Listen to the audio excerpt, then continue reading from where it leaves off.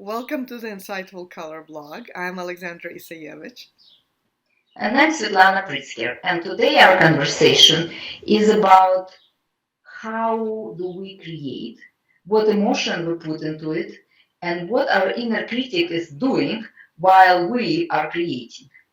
And of course, I brought our red thread, and everyone who is on the red thread of creative possibilities, intentional creativity community, and all the people who connect to us who don't know what it is yet, we invite you to join us today to see a process of creation in the work that we're doing and also look into the work that you're doing so you can understand yourself a little better. If you have been attending intentional creativity classes with Shaila Sophia or other intentional creativity teachers or with me, you probably have heard about the critic, the inner critic, the one that always tells you that's not good enough, or this is okay, but if you touch it, you're gonna completely destroy it. So today I brought my painting. This is commission painting. I was asked to create a field of prosperity. And I started with the usual, the golden colors, a sparkle, something that's growing within, expanding. And as I've done it, the painting became very polished. It became so perfect that even my critic was not happy with that. But to tell you the truth, critic is never happy. Critic always finds something to criticize. Even if you think the painting is perfect, that inner voice will say, this client is not going to like it because it's not like him, it's more like you, and it's more like a woman, not like a man, and all kinds of other ideas that you might have. But my ideas were it was too good to be good. So, what I did with my critic, I said, is that what you're saying? Okay, let me see what you will say when I do this. So I took a very dark color and I smooshed it on top. And then I took some bright colors and I splashed it around. And then I took more dark colors and I pushed it back into the painting. And so it got so disturbed that even my inner critic couldn't talk anymore. It was just like, and then it shut up because it couldn't find the way to criticize because at that point there was nothing to criticize. It was obvious I created a mess. And I love the mess because that means I can create. So think about universe. Think about chaotic explosions. Of course, everything has an order.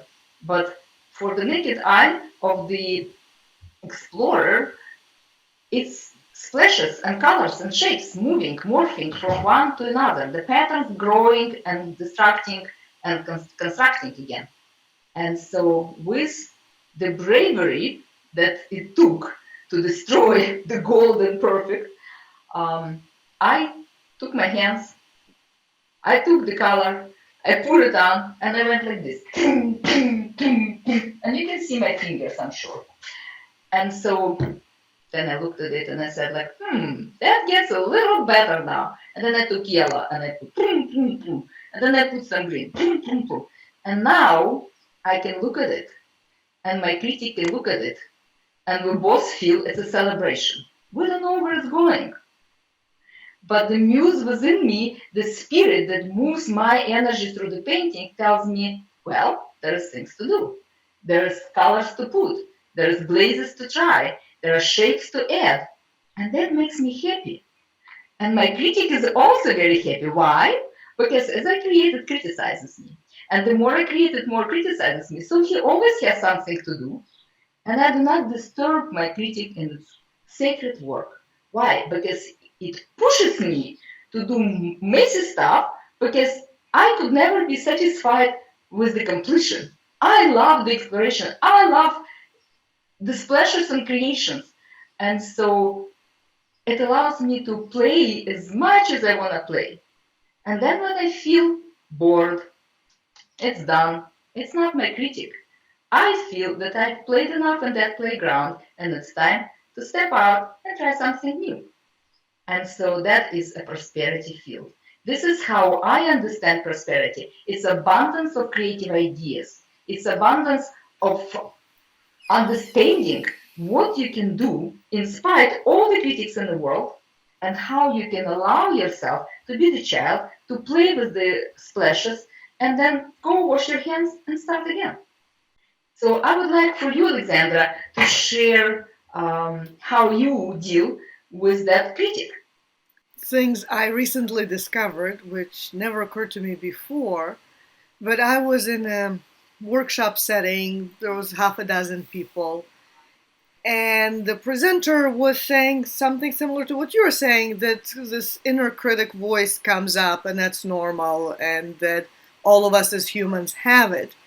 But then she had this additional layer which stayed with me very, very strongly, is that uh, in her observation, the critical voice strengthens, or maybe I don't think she put it in those words, I think it's my interpretation, that it's on some level an indication that some part of us is not feeling safe.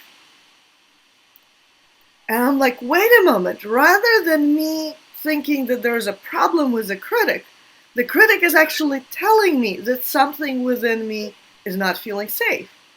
So it's like when we know there's a red light, we know what to do. We know it's time to stop.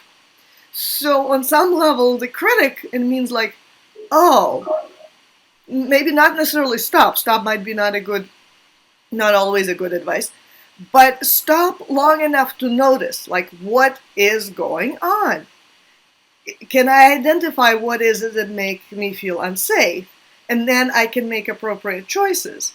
So what I heard in your story, where you responded to the inner critic by putting these bold brushstrokes, you demonstrated to the critic that it's safe enough to play, to explore, to let go of any preconceived notion on what would make a beautiful painting. So you created, the way I interpret your story, you created a sense of safety by just letting go with abandon and allowing the painting to be whatever it is that it wants to be. And then it opens a much wider field of possibilities. I definitely know that for me, in the process of painting, there are these things which I call something is too precious here. If there is some area of painting that feels very perfect to me, and the moment the thought occurs, oh my God, I don't want to screw this up, I don't want to spoil this piece, the moment I have that thought, I know it's a danger zone. Because what is it going to create? It's going to create me being extra careful, me being afraid to do anything. Like, I get attached to keeping it that way. And that's almost like a surefire sign that that painting is not going to go well if I become too attached to keeping it a certain way.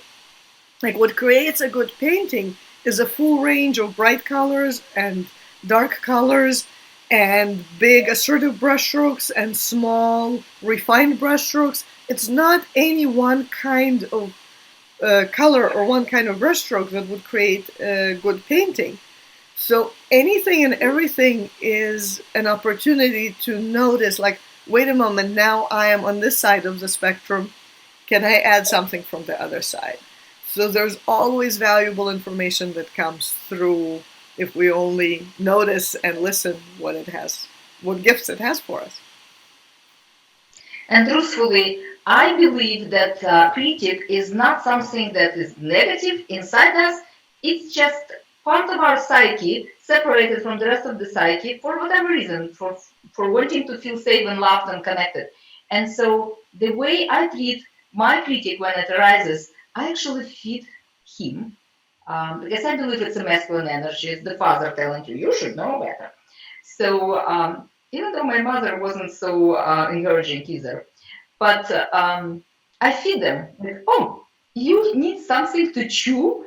Here you go. I'm going to create some mess, and you feed on that mess, and you'll be satisfied, and I can continue doing my thing. Because it's my voice, and it's what arises within me, and that's what gives me inspiration. If I don't look at it as a distraction, I look at it as a construction. It's something that opens up a field of possibilities. And I would like for you to share just a few words about your recent drawing called can you create when you are sad? This is what came up for me this weekend, and the conversation is, can you create when you are sad, upset, mad, disturbed? And when the question came up, it's such a beautiful contemplation. It's like there is tendency to think that in order to be creative, it requires some specific state of mind, state of being, specific conditions. And I don't think there is a law out there that says you have to be perfectly happy in order to create something beautiful. In my experience, the quality of the painting is not exactly a reflection of my inner state. There's amazing magic available regardless of which state we're in when we enter the journey. And especially if we continue and we stay with it and we bring all of ourselves, then much more is possible the more of ourselves we bring into the creative process. And so our message today is that we do not create with the part of you, part of us that is perfect or that is more inspired or more happy or more beautiful. We create with the full spectrum of our consciousness. And the full spectrum of our consciousness includes the sad and the mad and the happy and the cosmic and the earthly and the sick and the well. All of that is us. And so as we put the whole us into the whole of creation, the prosperity, the abundance of spirit, the abundance of creation becomes available through all the facets of the amazing consciousness, the amazing spectrum that you have to look at. And then all the colors are present. And all the colors and all the shapes become your imaginative tools of creation. Yes, beautiful. All colors, all kinds of brushstrokes, all emotions, all energies, fullness of being reflected in Bring it everything on. we make. Thank you.